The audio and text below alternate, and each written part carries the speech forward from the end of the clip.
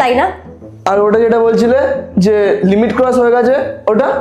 হ্যাঁ, লিমিট তো অনেক ক্রস হয়ে গেছে।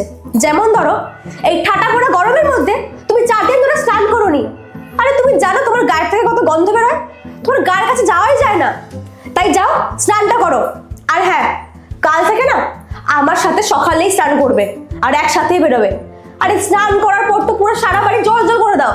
কাকে মুছতে হয়? আমাকেই মুছতে হয়।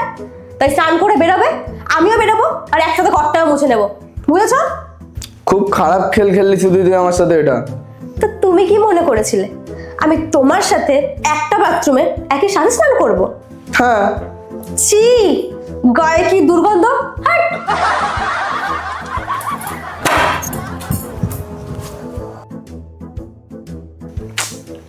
তুই সালা সালা মুডটাই খারাপ করে দিল।